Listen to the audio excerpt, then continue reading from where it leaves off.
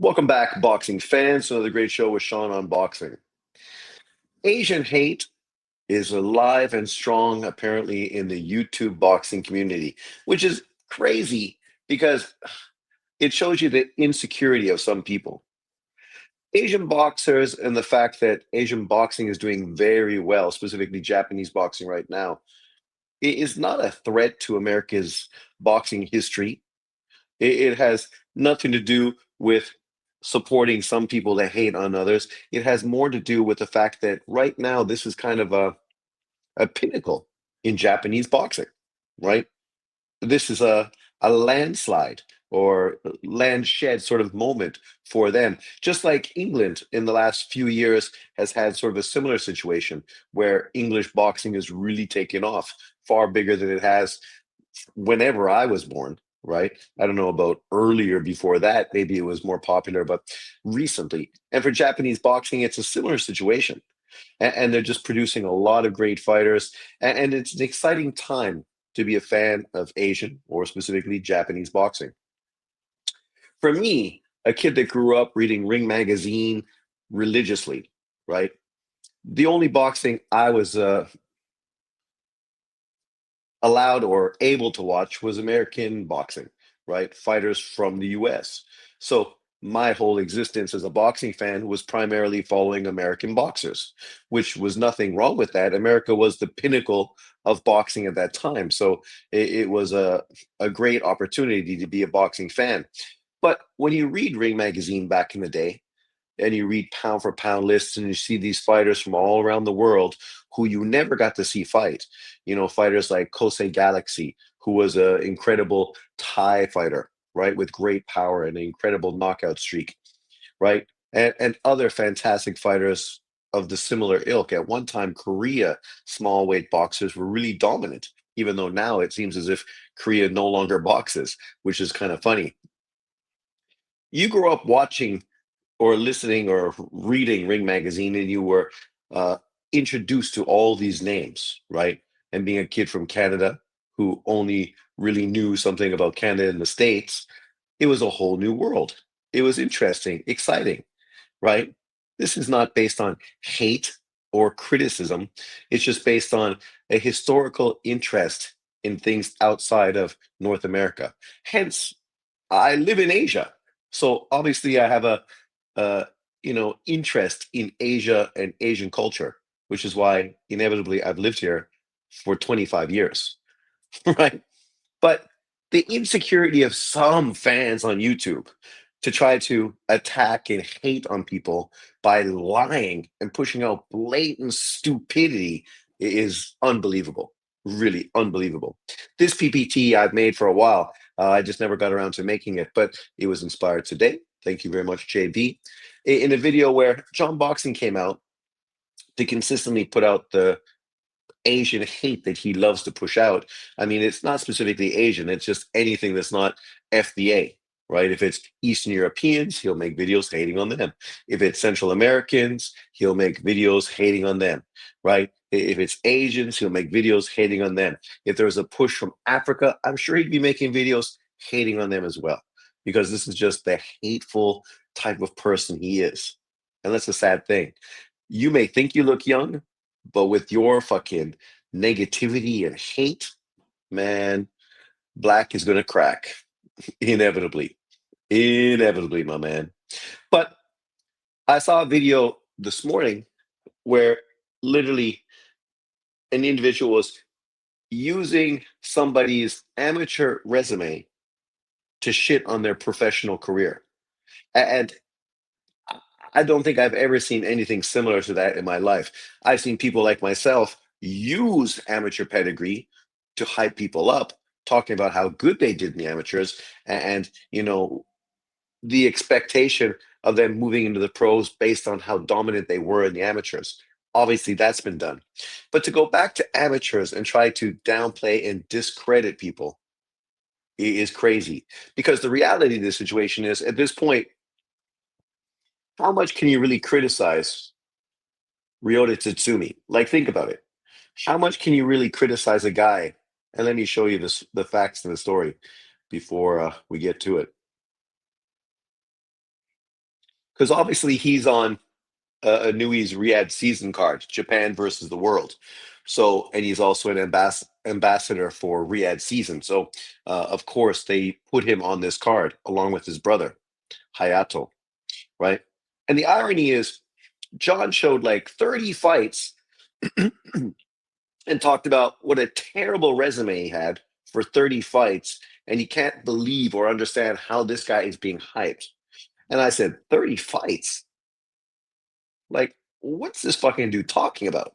Ryota Tsutsumi literally is 3-0 with two knockouts.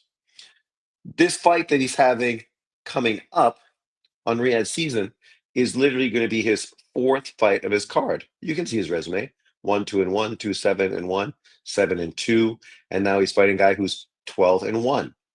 The guy he's facing, the only guy he lost to, oh, fucking YouTube. Man, YouTube always kicks me out. Literally. Every time, day in and day out. It's like YouTube just gets worse and worse every year. I don't understand what they're trying to do and how they think, if any better option comes along, and if anybody has a better option, please let me know. I think everybody would be happy to fucking basically get rid of YouTube completely and move in another direction. Or so not YouTube, but BoxRec. And of course, you're going to kick me out right to the beginning. Oh my God. Fucking cringe, man. Right? And this is something I've been using for what? Over 20 years. And you figure it would be better after 20 years, but if anything, it's fucking worse. Imagine that. But where are we? Come on, Riata, Tsutsumi. So,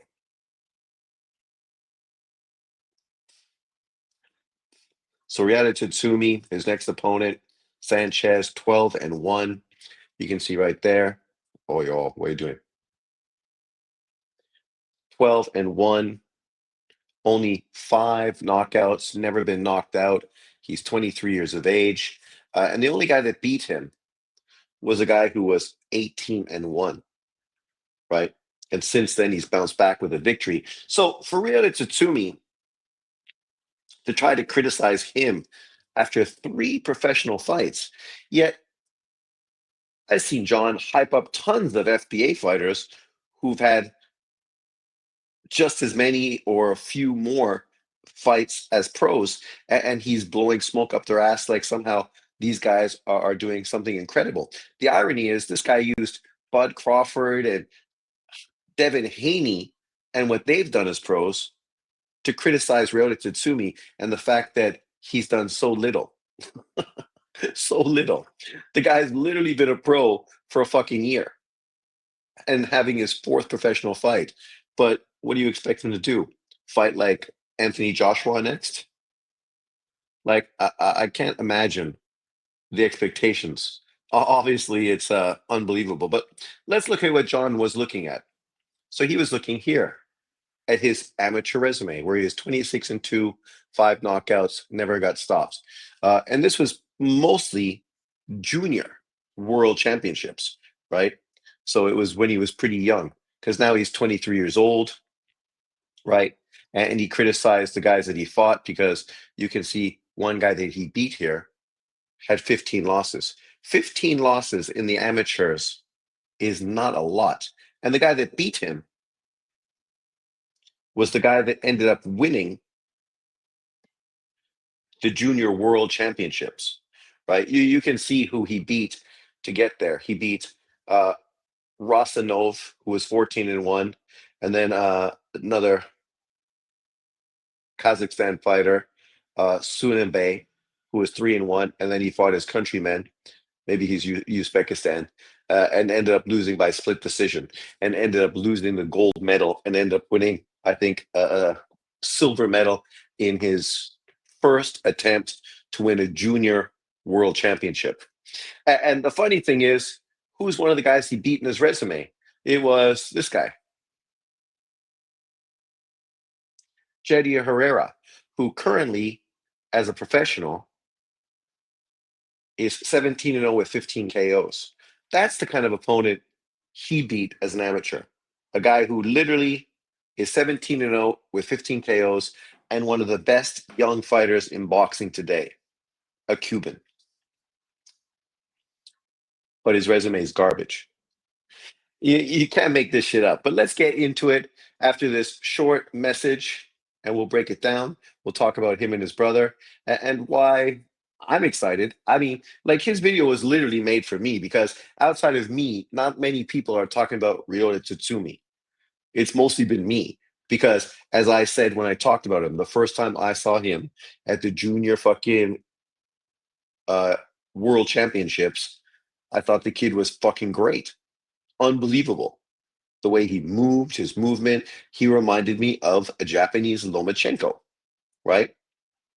And I expected him to do big things in the amateurs. He didn't. He did. I think he did. Oh, maybe that's the guy he lost in the senior things. So let me go back. I think he won in the juniors, and then he ended up losing in his first attempt in the senior uh, world championships. Come on, phone. Can we fucking skip through this shit quick? How long does it take to fucking update to move past something?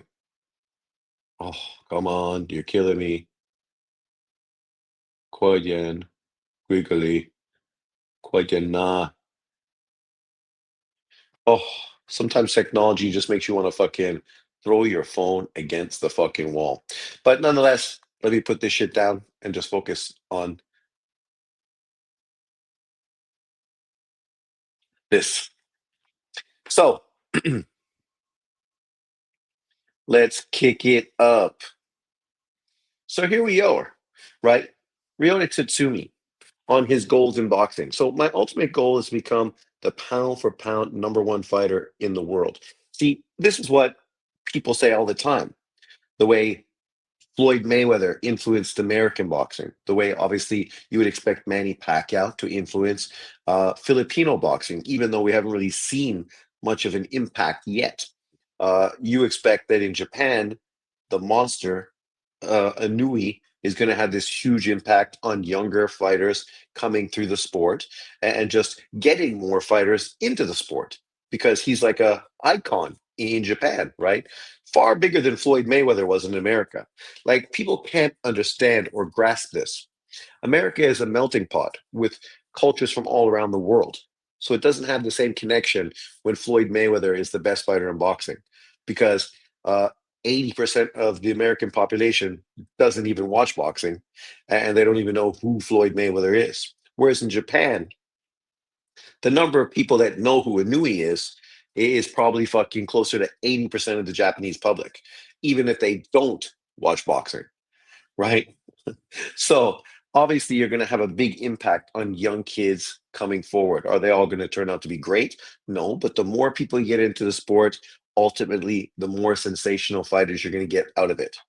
And Ryota Tatsumi might just be the next great one. This was when I first noticed him in AIBA World Championships as a junior champion. And as I said, I think he won, dominated, and was fighter of the tournament, if I'm not mistaken. Let me just see. AI knows everything. How did Ryota Tsutsumi do in the AIBA Junior World Championship?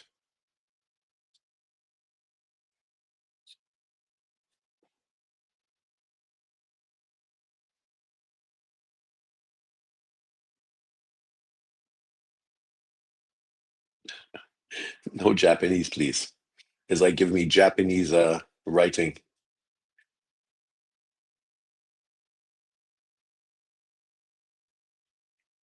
Yes, Ryota. So there it is. Ryota Tsutsumi is a Japanese boxer who won a gold at the 2021 AIBA World Youth Boxing Championship, right? According to IBA, his final was versus Muz Farazov, and Tsutsumi won the most exciting men's final in AIBA Youth World's history. His amateur path there, he beat Galal, Yubanov, Javier Herrera, and Rozanov in the semis, and then won the finals. So there you go, right? That's pretty impressive for a fighter early on. And obviously, he did end up losing in the senior championship to the guy that I showed you. But from that youth tournament, And everybody else. You can look at all the articles. There's tons of articles still on YouTube talking about his rise and comparing him to his brother, who obviously was a very good amateur. But people really expect Ryota to be even better than his brother, who's probably going to be a world champion in his 10th professional fight. And somehow John Boxing found a way to criticize him. So the guy's fighting for a world title in his 10th fucking fight. His 10th. But he's the same age as Devin Haney. What does that have to do with anything? What did Devin Haney ever do in the amateurs? Zero. Fuck all. He didn't do shit in the amateurs. He left the amateurs early to go fucking become pro fighting in Mexico against literally a load of fucking bums, right? There's ways you can go. You can turn pro early and fight a bunch of tomato cans forever until you get to like your 20th fucking fight or somewhere in there. Or you can do something more significant, right? So here's the guys Devin Haney was fighting in his pro debut. I mean, one, two, three, four, five, six, seven, eight, 9, 10, 11, 12, 13 dudes. And there's not one fighter here that wasn't an Uber driver, right? I mean, we can even look at my man, Brian Norman.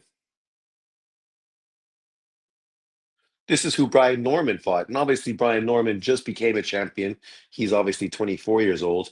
I mean, he was fighting bum ass opponents for how many fights? One, two, three, four, five, six, 7, 8, 9, 10, 11, 12, 13, 14 fights.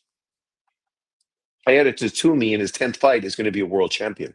I mean, I saw guys like John praising dudes that were 28 years old, right? Like Frank Martin, Oshaki Foster, fucking Speedy Rashidi Ellis. These guys were all 28 years old. And out of all of them, one became a champion, Oshaki Foster, right?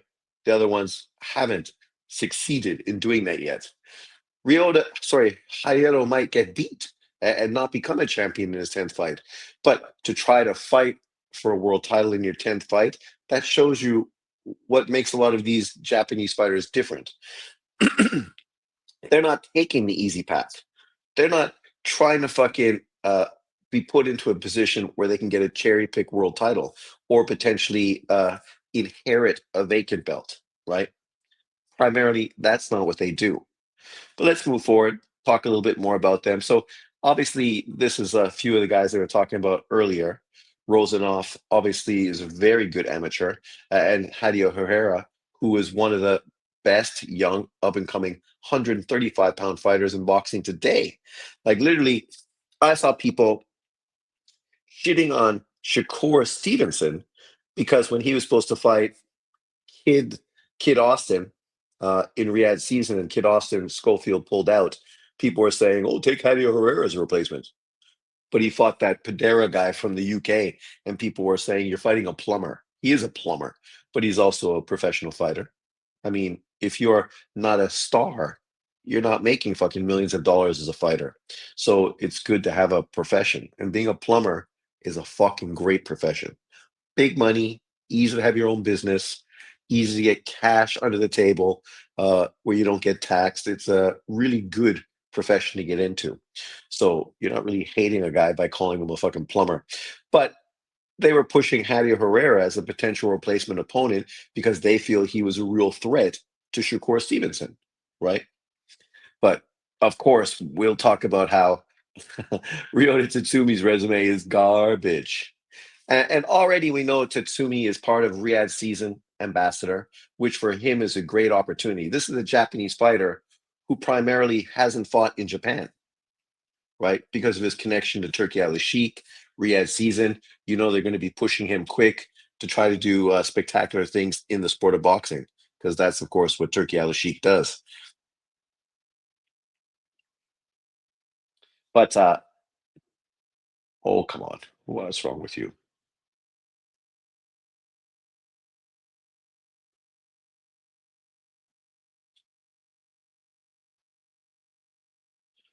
Really, I just don't know how many times you need to refresh fucking something and it still doesn't upload.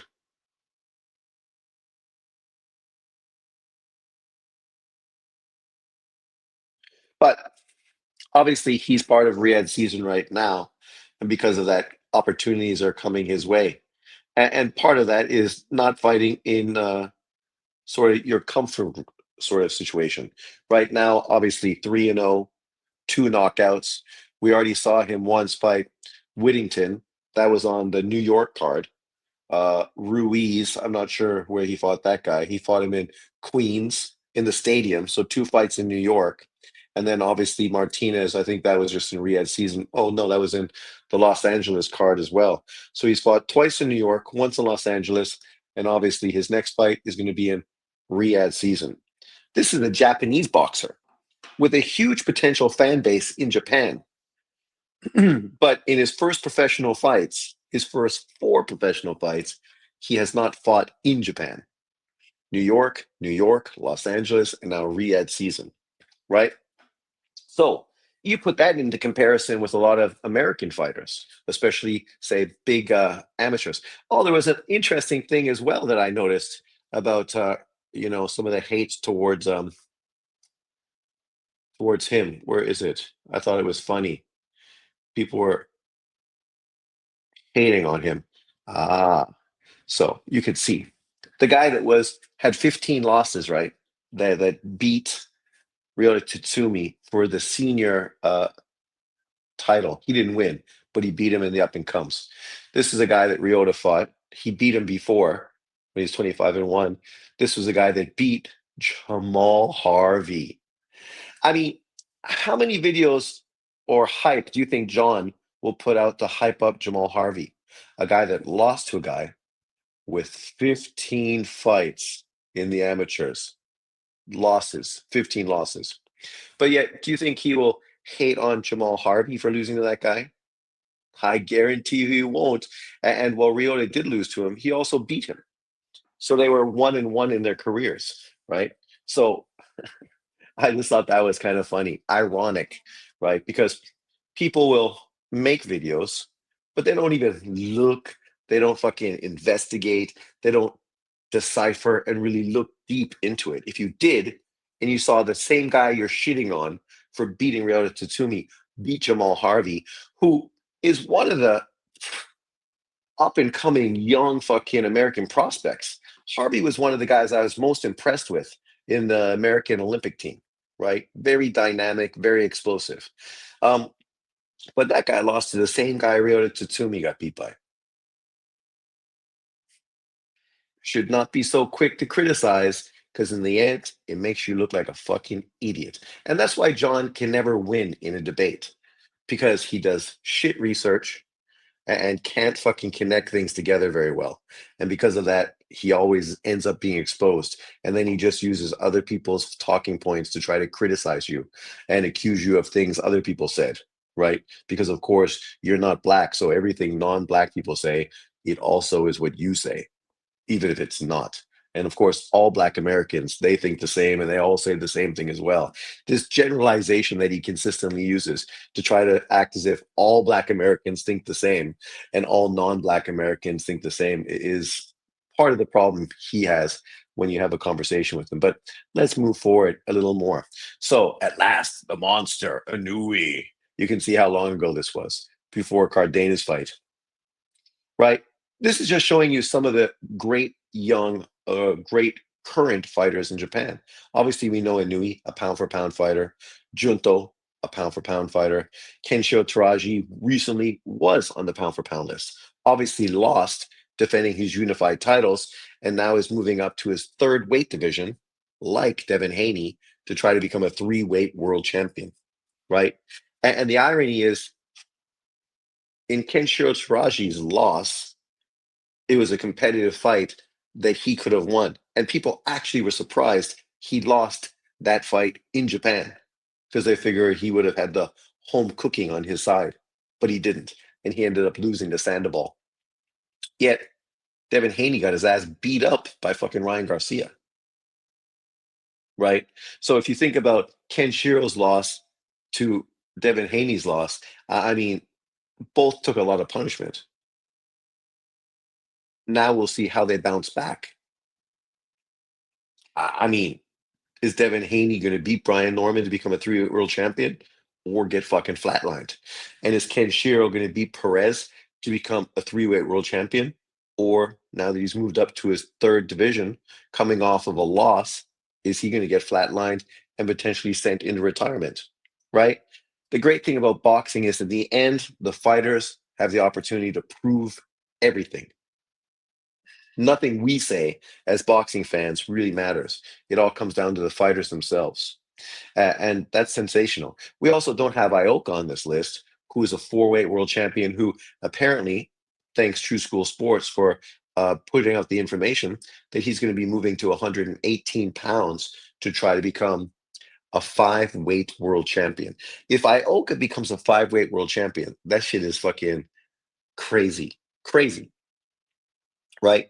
He joins a very select group of fighters who become five-weight world champions. Currently, if he joins them, it's still less than 10 fighters in boxing history to do that.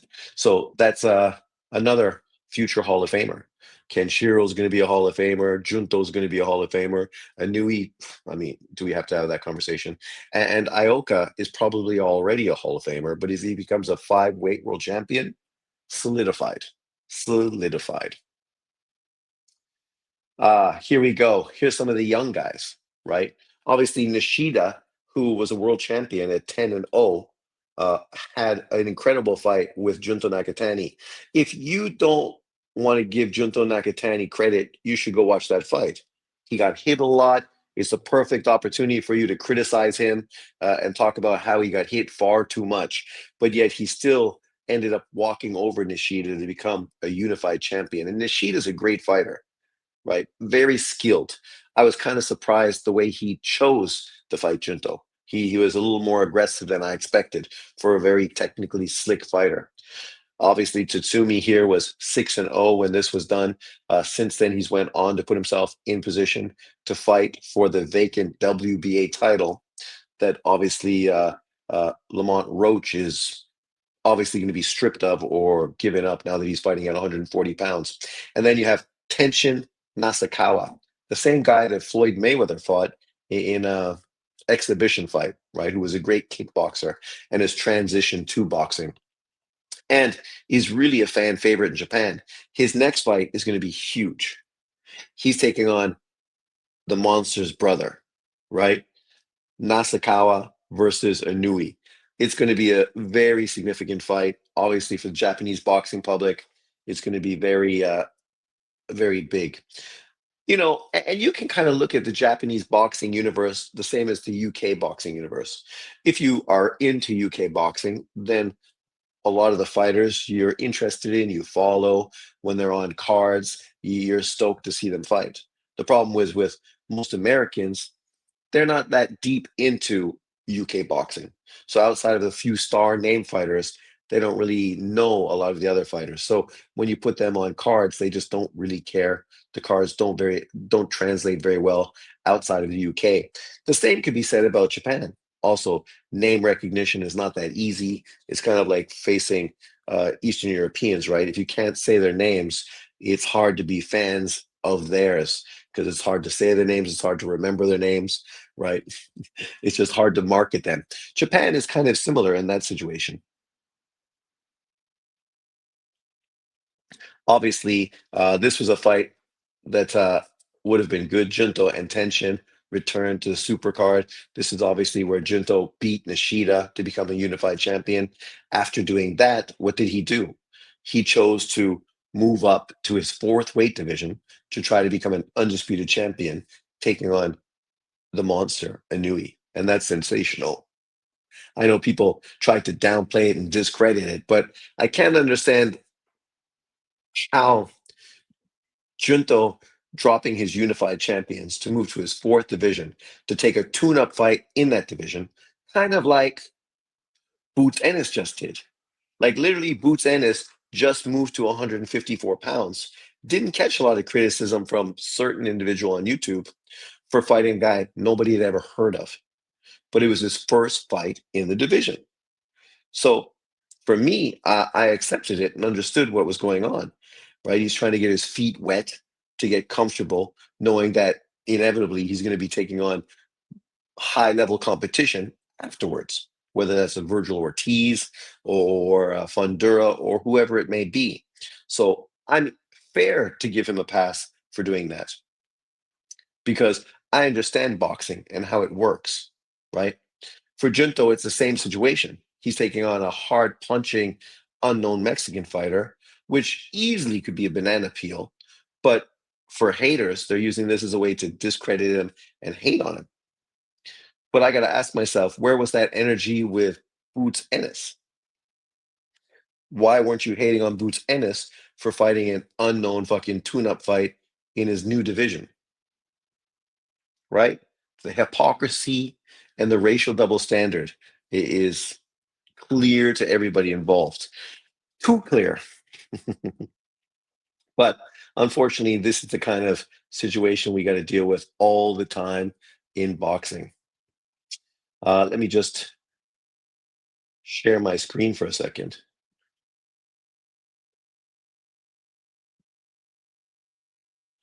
There we go. I don't know why you show me that shit, but okay.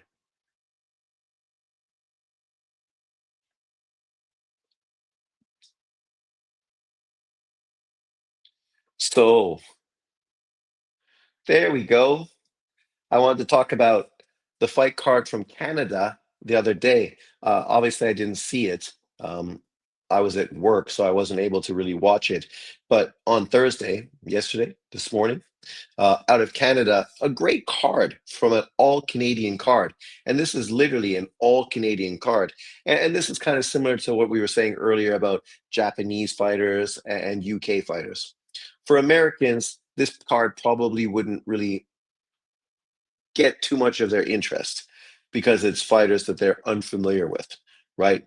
But the truth is, you got to respect the fact that Canada is showcasing and putting a lot of their fighters on this card. You had Stephen Butler, John Orobui, Luis Santana, Mourinho Fendero, Wyatt Sanford, who just recently won a bronze medal in the Olympics, and Eric Israelian, right? All undefeated fighters, of course, except for Stephen Butler, who people may remember, because obviously Stephen Butler, he's been at the highest level. He's a little more well-established Canadian fighter, 37, 5-1, chin issues, 5 KO losses, 31 KO wins. Right. When you think of his resume, he came back, fought this guy 14-1-1, stopped him in 9 rounds, just beat Marcier, solid fight. Farias, solid fight. And obviously, prior to that, he lost to his countryman, Patrick Volney, another Canadian who stopped him in 9 rounds. He beat Steve Rolls, right, which is obviously a name people are familiar with his fight with Golovkin. Lost to Janibek, getting blitzed in 2 rounds. Beat an old Joshua Conley. Obviously, we see some other fighters like Ryota Murata, who defended his WBA title, stopping him in 5 rounds. Uh, Vitaly Kopalenko, actually a real fucking cool and approachable dude. He beat him by split decision back in 2019. Beat Carson Jones, right? Uriah Gonzalez, Leonardo Tyner, Silvero Ortiz, right? Quite a few guys that people are familiar with. This was his original big fight, an all Canadian matchup between Brandon Cook and himself. Obviously, Brandon Cook stopped him in 7 rounds and went on to, not really do too much in boxing afterwards, but it's good to see that my man Stephen Butler is still relevant, still trying to build himself back up. But then we have a whole crop of young Canadian fighters. If this must be a box rec issue, right? Because look,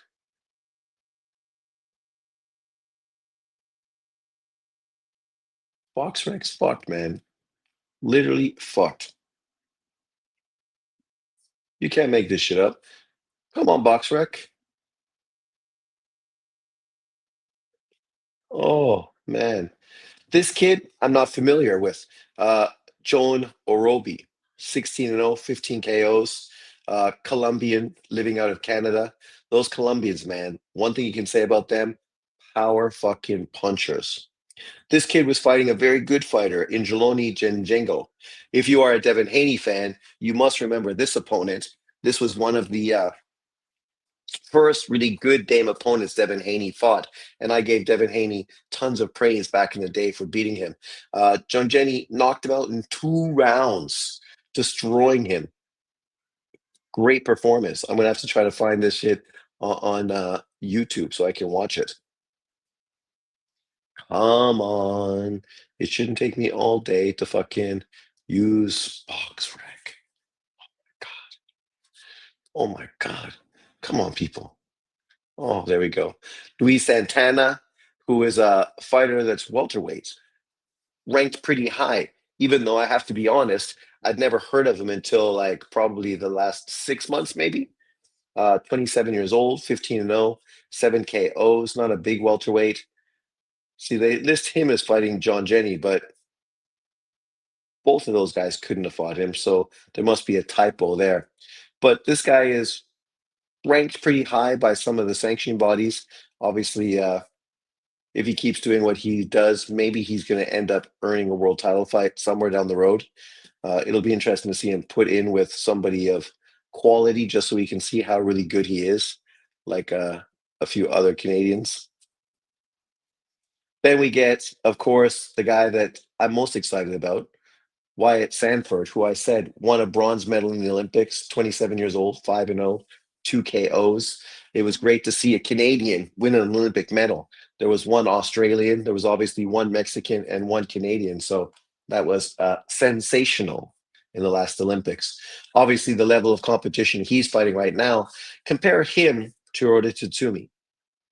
He is literally 4 years older than Ryota Tsutsumi, fought in higher amateur tournaments than Ryota Tsutsumi, and his level of competition as a pro right now, after 5 fights, is lower than Ryota Tsutsumi, right?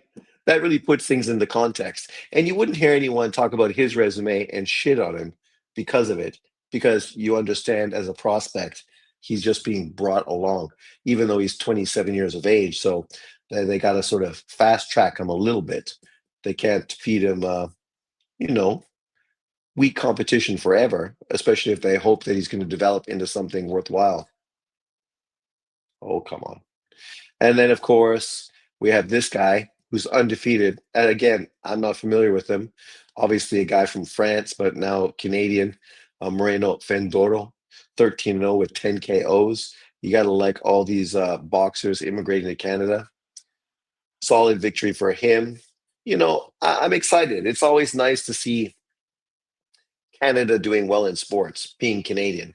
There's a lot of criticism I can throw towards my country, specifically politically and through immigration and other issues. The fact that we're losing our culture, which is kind of sad.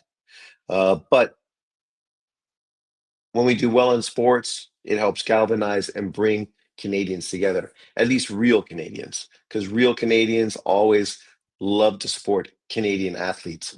As far as immigrants, I don't know. I'm not an immigrant, so I'm not sure how they attach and connect to the Canadian athlete and the Canadian culture. But I would say probably not as much as us. But let me know if you watched that card from Canada. I'd be interested in how the fights were, if there was anything worth watching. I did see it. I was excited about it, but unfortunately, I was not able to watch any of that today. So, something I can do this weekend, try to catch up. I want to look at the other fights this weekend, but BoxRec is so slow. I'm afraid that I'm going to fucking throw my computer off the wall. So let's quickly look at the UK fight card because I know a lot of people are interested in this card uh, as far as probably non-Americans. Once again, this is not a bad card. Actually, for UK cards, this is pretty solid. But for pay-per-view, garbage, right? You know, they're utilizing Eubank and Ben's father's accomplishments and their achievements to try to utilize their sons to make money. And the reality is, neither one of these sons has done much. Eubank a bit more, Ben zero. Like If you want to talk about a kid that hasn't done fucking anything in his career, 23 and 1, 14 KOs, he's 29 years old, and you look at his resume of who he fought. I mean, let's go. Dun, dun, dun, dun, dun, dun, dun.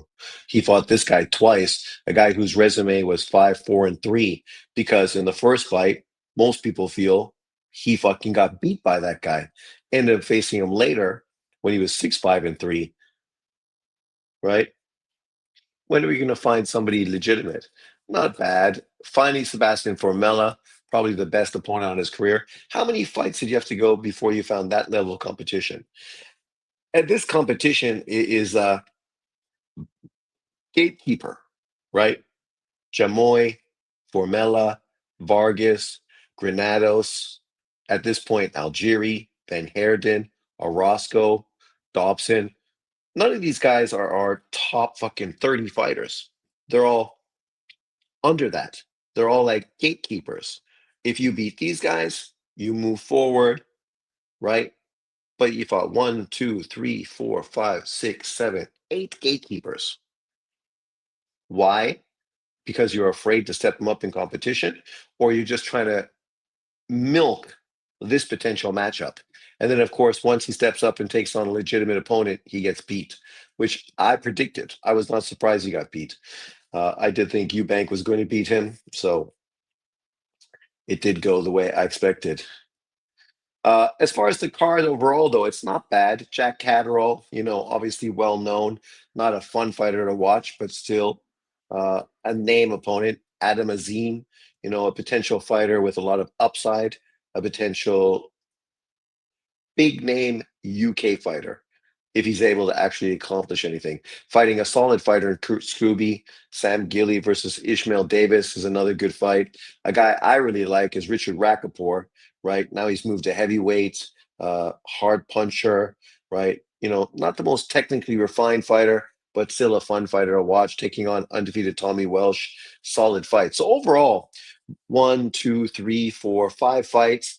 I'm excited. So chances are I would pay to watch this, but the problem is it's going to be happening on my Saturday night when I'm sleeping. So chances are I'll probably just watch it Sunday afternoon, free on YouTube, because I probably don't want to pay for it, and I won't be awake to watch it.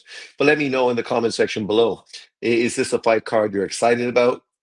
Do you think Ben is actually going to be able to beat Eubank this time around? I think Eubank is going to knock Ben out this time around, right? That's the way I envision this fight happening. But let me know if you feel different. And then, of course, we have the top rank card. Obviously, it's not on ESPN and it's not top rank. It's going to be on ESPN knockouts. So this is ESPN is still doing boxing, but through Mexico, right? And this is obviously ESPN putting out American boxing in Mexico. And this is probably the third, fourth fight card that was top rank that instead of being put out on the major ESPN program, has been put out on the Mexican ESPN. So this is a card that's being put out this weekend. And overall, this is a fucking pretty good card. I say this is easily the best card of the weekend. You got Richard Torres Jr., obviously an Olympic medalist, Emmanuel Vargas, one of the hottest up and coming young American fighters, Rafael Espinoza, currently the best 126-pound world champion, I think, in boxing, and Lindolfo Delgado, who, has been a name for a long time, but has never really sort of been able to get that leverage, right, to really become relevant. And so, this fight's not going to make him relevant, but it's good to continue moving him forward. And this guy, I'm not familiar with who he is. Julian Montalvo, American, 17 years old, kid, uh, 5'11", taking on, yeah, so far, uh, garbage truck opponents. But what do you expect for a 17-year-old who's just turned pro? And I think those fights have all probably been this year. Oh no, 24, 24, 25, 25. So yeah. As far as the other guys on the card, I don't think any of these guys are in with killer opponents. Arnold Kagai is a solid guy, tough. never been knocked out. So for Espinosa to go in to fight a guy like him, who's going to be there all day, right? The challenge is not that Espinosa is going to beat him. The challenge is Espinosa going to be able to stop him and make a statement? For Vargas, he's fighting a guy 19-3. I'm not familiar with him. Jonathan Montrell, 13 knockouts, only stopped once, 35 years old. Yeah, it's been a while since he had losses. He lost to Delonte Johnson back in 2023. Went the distance with him, so that's pretty impressive. Since then, has bounced back with one, two, three, four wins, but against real shit opponents. Uh, Overall, I mean, I think we know what this is. It's just a fight to make him look good. Right now, he's a guy with exciting power and a guy that they really think they can market and do well. So he's not being put in with guys to beat him. He's being put in with guys that can highlight him and showcase him. 15-0, 13 KOs, 87% knockout ratio. So far, when you look at everyone he's fought, it's all been that level, right? Nobody that should beat him. How many fights before he stepped up? One, two, three, four, five, six, seven, 8, 9, 10, 11, 12, 13, 14. 14 fights. His 15th, a guy who's 23-1 and now 19-3, right? You know, so they haven't really been fast tracking and putting him on any dangerous fights, that's for sure. And then,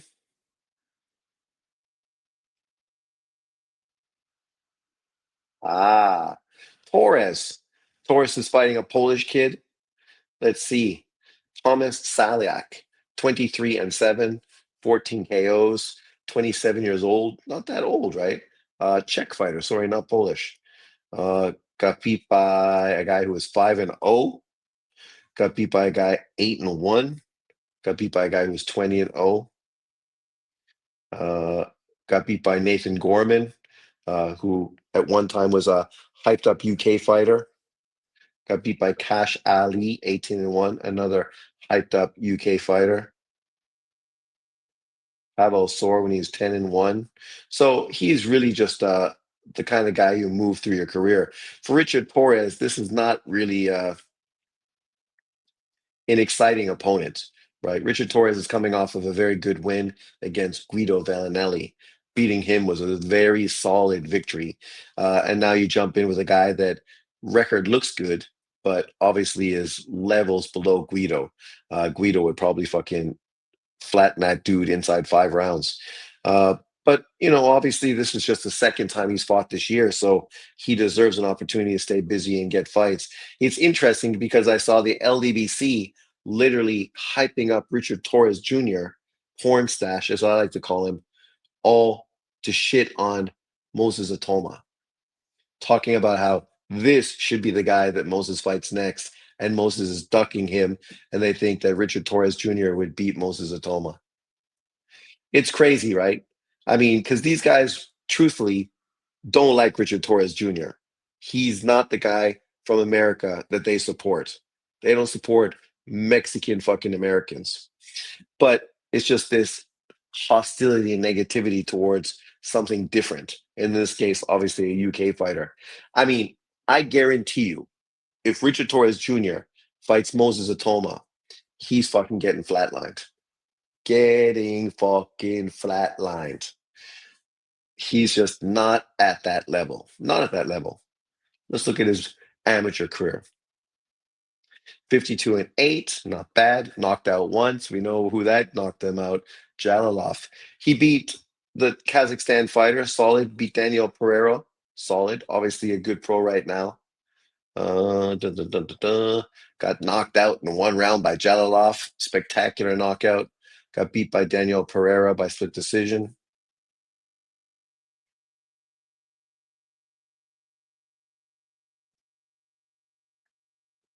I mean, if you're talking about bum opponents, I mean, he's fighting guys with 22 losses.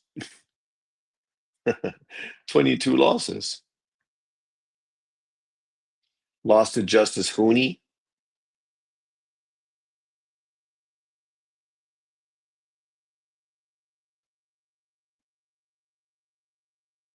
Hmm. Dawson, yellow fat. Who is that guy? Obviously, the cream of the crop from that amateur pedigree was Jelenoff, right? Who right now is what? 109 and 15, been knocked out once, 31 KOs. For amateurs, that's fucking crazy. And when did he get knocked out? That must have been fucking years ago. Years ago. Yeah.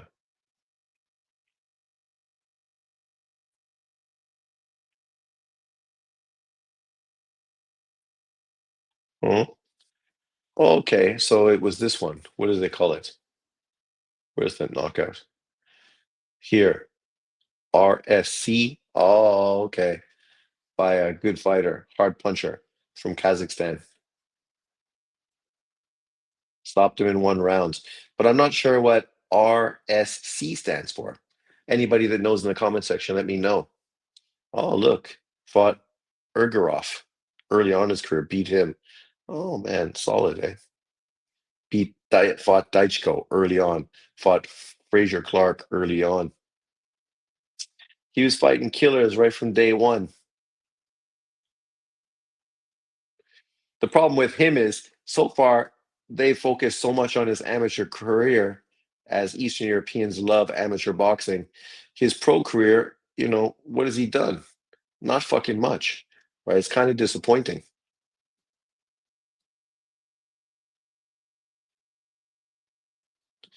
Kind of disappointing that he hasn't done that much yet.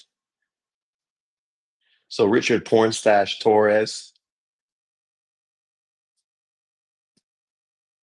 and then who else is on this card? Ah, of course, the fight card. Rafael Espinoza, 27 and 0, 23 KOs. The sad thing about this division is none of these champions want to fight anybody.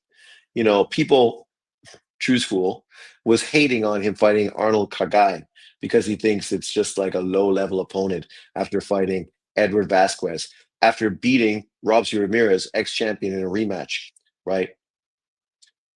But Kagai is a solid fighter. He's tough as nails. 2 losses, never been knocked out, 1 draw, right? Ukrainian, Asian looking dude. This is a guy that lost to Joe Gonzalez. Easily could have got that win. It was a split decision, competitive, right? Lost to Stephen Fulton back in 2020, and those are his 2 losses.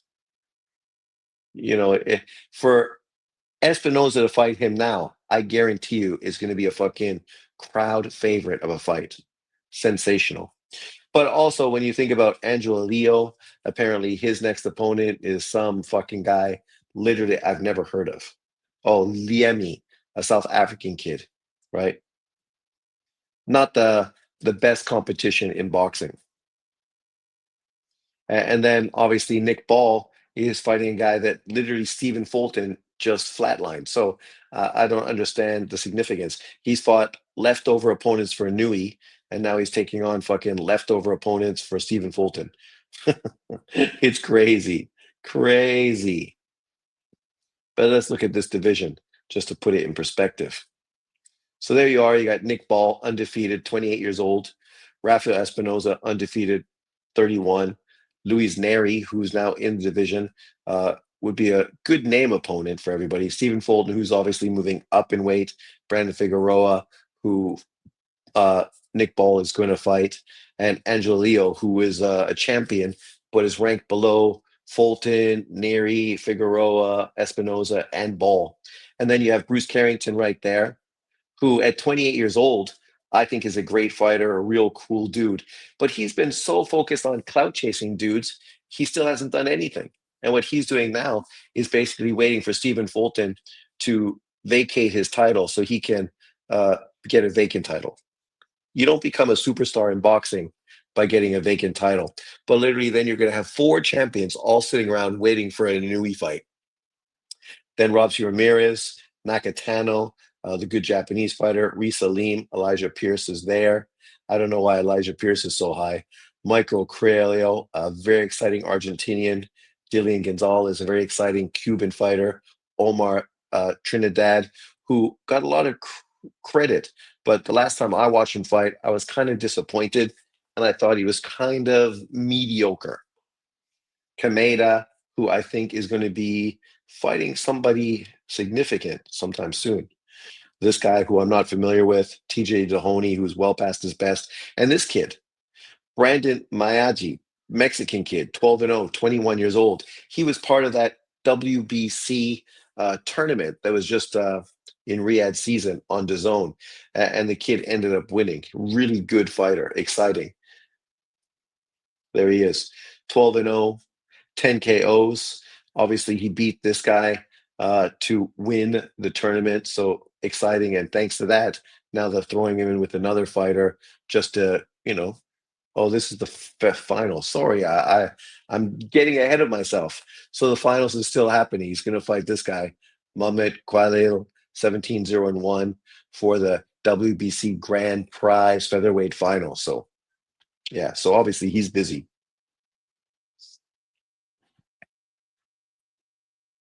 But where's that kid that I was talking about? Where is he? Somebody's got Kameda. Okay, nothing is scheduled. He just beat John Rio Casimiro. He lost to David Picasso, and he got beat by Luis Neri. So, that tells you three good name opponents, but one victory out of three fights. This division has some excitement. People are very excited about Coelho, 16 and 0, 13 KOs, 25 years old, power puncher out of Argentina. We know these Argentinian fighters are fucking always fun to watch. Uh, the question is, when's he going to fight somebody that people are familiar with?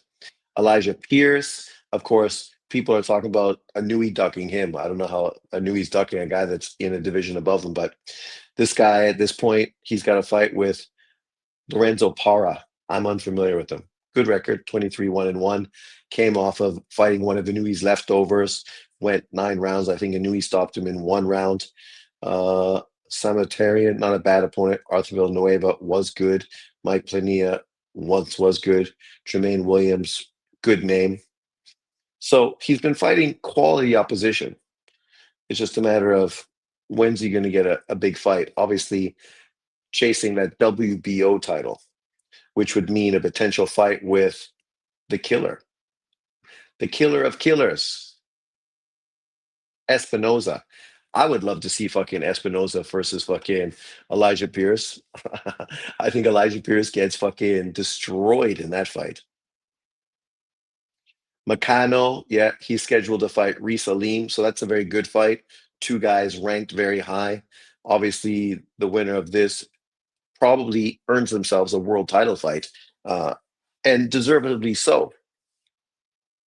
That's what you want. You want to see high ranked guys actually fighting each other. And right there, you got Meccano at 9, Reese Salim at 10, right? That's why I think if Elijah Pierce was to fight somebody reasonable, the guy he's fighting, where is he ranked? Yeah, he's not even in the top 25. Komatov, Kagai, 32. Quamil, the other guy's fighting. Yeah. But yeah, it's a shame because that division has a lot of potential and a lot of exciting fights. But unfortunately for them, sorry, I didn't even show you the pictures I've been talking about. There. The rankings. Where's the guy Angelo Leo's fighting? I wonder if that's on BoxRec yet. Not yet. Yeah. So it's kind of disappointing. The only guy that really deserves a lot of credit is Stephen Fulton. Stephen Fulton is literally doing what guys should do. He came off of a big revenge fight versus Funduro. He fucking made a statement in that fight, earning a world title, right? Beating Figueroa convincingly to win the WBC title. And obviously, this was a guy he fought back in 2021, won by majority decision in a controversial fight. But to go back at 126 pounds and convincingly beat him, hats off to Stephen Fulton. now moving to become a three-weight world champion by taking on Oshaki Foster. That's quality when you think of this. Oshaki Foster, Figueroa, Carlos Castro, Inui, Daniel Roman, a unified champion, Figueroa, Angelo Leo, Arnold Kagai, right? Right there, 2020 to 2025, he's been taking on solid opposition. Obviously, one superstar fighter, but a lot of really good fighters, solid dudes, right? All of them solid. And now he's taking on another world champion, Onoshaki Foster, to become a three-weight world champion. Can he do it? I don't know if he can or not, but I respect the Philadelphia flavor in him that he's trying to take on that fight. And skill-wise, I think he's got the skill set to beat Oshaki Foster. Oshaki obviously already has three losses, never been stopped. Lost obviously to Robson Kansakow, but that fight was a complete fucking robbery. So we don't really count that. Outside of that, he faced obviously Kansakow, solid opponent, Nova solid, Eduardo Hernandez, Ray Vargas, Yakukov, Miguel Roman was well past his best, Alberto Machado as well. But afterwards, those guys were all solid. And then before that, a bunch of nobodies. Lost to a guy in Rolando Chinye, 12-1 and 1. It could have been a bad decision, split decision. Maybe the judges fucked him over. You never know. And then Samuel T, 6-1, lost that fight as well. So that's early in his career. So you can give him a pass for, slipping in an eight rounder. His first eight rounder after fighting four and six rounders, you jump up to eight rounds and you just got outworked by a guy with more experience and more dog in him. But at this point, that's a great matchup. Exciting. Probably the best fight on that card. I don't know if it'll turn out to be the best fight, but it's still super exciting. But overall, the weekend's going to be great. We just had the Canadian card. I doubt anyone watched it, especially any YouTubers, but let me know if you did. And of course, then we have Top Rank and the card from the UK, and that's a Matchroom card. Obviously, it's probably the biggest fight card of the weekend, but probably the one I'm least interested in. But let me know in the comment section below. Uh, are, are you interested in the top rank fight card from Mexico, or are you interested from the card from the UK? Let me know. Uh, Hopefully, I'll be able to go live on Sunday for that top rank card. Cross my fingers. And if I do, I look forward to seeing you guys all there. Peace out and enjoy your evening.